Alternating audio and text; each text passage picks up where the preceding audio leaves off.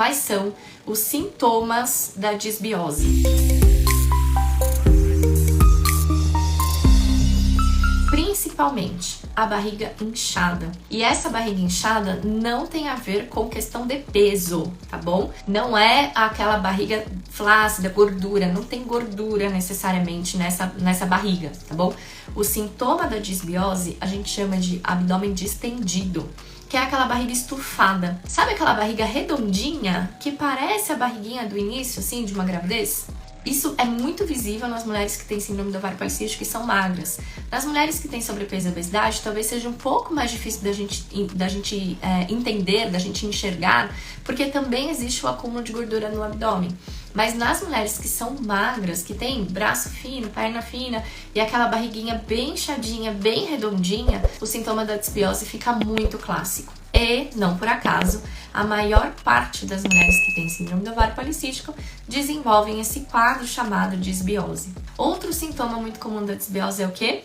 A vontade exagerada dos doces, das massas, dos pães e dos carboidratos de forma geral. Porque com mais dessas bactérias no nosso intestino, a gente precisa alimentar mais esses micro-organismos, consequentemente a gente tem mais vontade de comer carboidrato, porque o nosso corpo entende que está precisando de mais energia ali no intestino, tá? Então, gente, disbiose e resistência à insulina são situações, né? São condições que acontecem simultaneamente. Então, a gente tem as duas coisas ao mesmo tempo.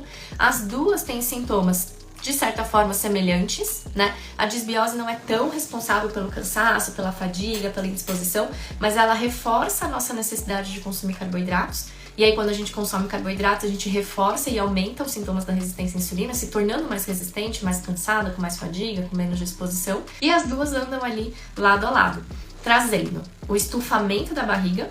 Esse estufamento ele também pode ser caracterizado por aumento de gases, tá bom? Sabe aquela refeição que você come e aí você fica empachada, fica com a sensação de estufamento, fica com a barriga inchada, dura, com muitos gases? Isso pode ser disbiose. E, gente, sabe o que é mais curioso no diagnóstico da disbiose? Aquela pessoa que quando come bobagem, né, entre aspas, o bobagem aqui, tá? Se você come, por exemplo, uma sobremesa, se você come até um pão, se você faz uma refeição de arroz, feijão, come uma massa, enfim. Se você come uma bobagem, você não passa mal.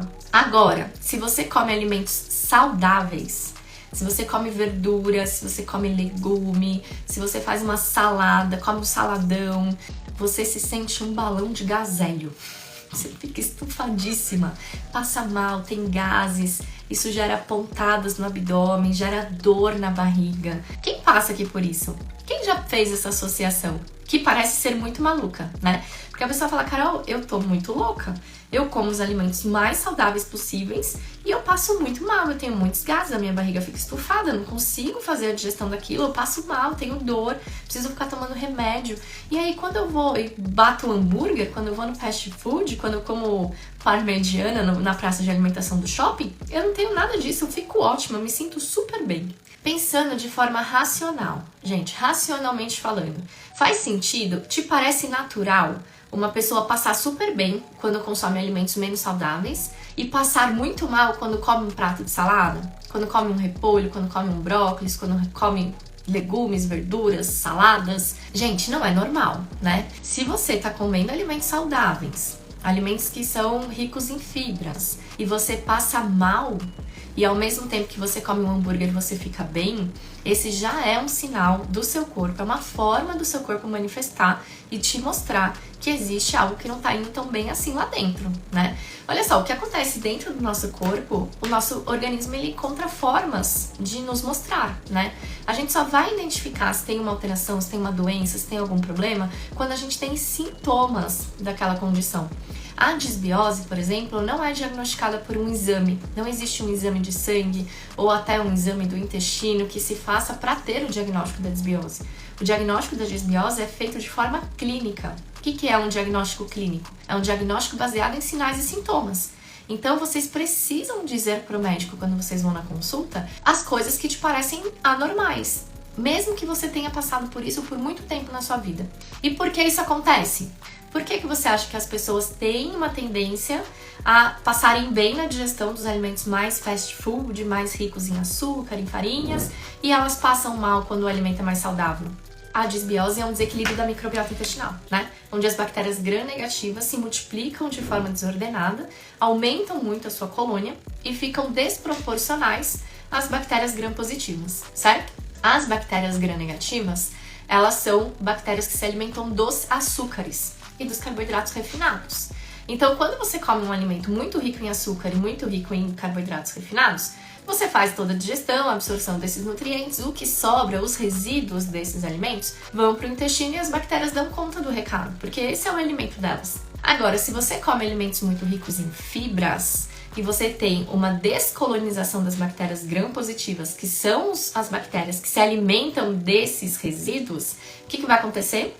Vai sobrar no intestino. Então imagina, você come um hambúrguer, o que sobrou daquela digestão, as bactérias caem matando, elas vão ali, elas vão fermentar, elas vão absorver, elas vão consumir e tá tudo bem, você não passa mal. Agora, quando você come uma salada, quando você come algo muito rico em fibra, um alimento integral, e os resíduos dessa digestão chegam no intestino, as bactérias não estão suficientes para fazerem aquela digestão.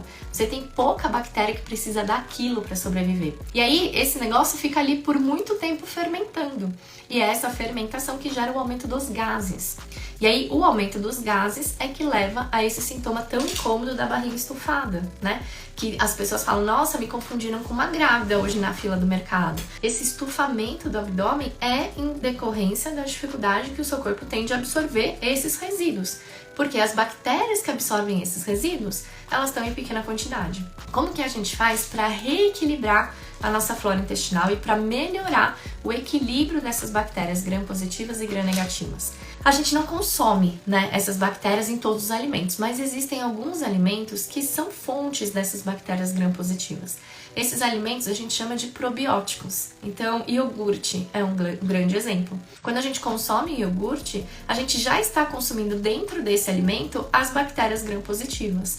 Para quê? Para aumentar o volume dessas bactérias em relação às gram-negativas. As bactérias que estão em excesso, então essas bactérias que fazem a digestão dos resíduos de açúcares e carboidratos refinados, elas não vão simplesmente embora, né? Uma vez que você já favoreceu elas a se procriarem muito rapidamente, elas vão continuar lá. Então a nossa primeira tentativa para melhorar esse sintoma dos gases, melhorar essa barriga inchada, essa barriga estufada, esse abdômen estendido, é elevar as bactérias gram-positivas, porque a gente não consegue diminuir as negativas que estão lá. E aí como que a gente eleva o consumo das positivas? A gente primeiro alimenta essa colônia, né? Então a gente leva mais bactérias para dentro do nosso trato digestivo, através do consumo de alimentos que sejam fontes de probiótico. Qual que é a grande questão?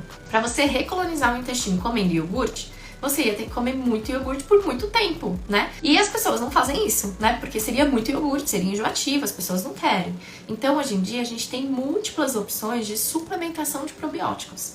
Desde probióticos que a gente compra na farmácia, que vendem em saquinho e a gente polvilha em cima da comida, até aqueles probióticos que a gente dilui em água para ingerir, até aqueles probióticos que são manipulados em comprimidos, né, em cápsulas.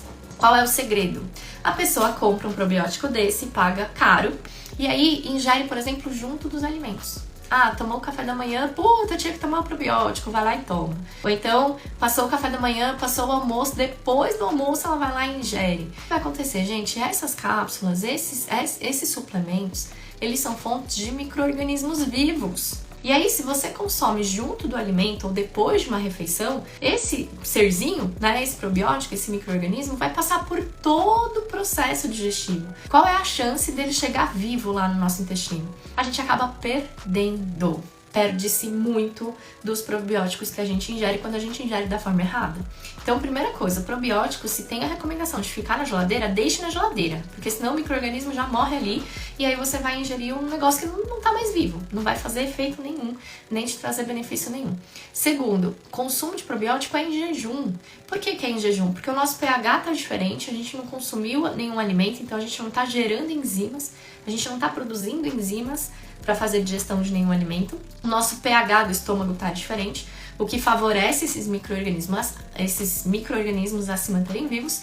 E segundo, com o trato digestivo limpinho, sem nenhum alimento sendo digerido e absorvido, o nosso probiótico, o nosso micro-organismo vai ter uma chance muito maior de chegar lá no intestino e colonizar esse órgão, tá? Então ele precisa chegar vivo. Isso vale para kefir, vale para kombucha, vale para o iogurte normal, vale para vários alimentos, tá bom? Que sejam fontes de probiótico. E, olha só, gente, o pulo do gato. Adianta vocês só consumirem probiótico e não alimentarem esse animalzinho que tá lá? Esse micro-organismo, esse serzinho vivo? Ele fica em crise de fome, porque você não come as fibras que precisam ter ali no intestino para você alimentar os probióticos, que são as bactérias gram-positivas. Então, gente, não adianta nada consumir probiótico e não consumir fibra.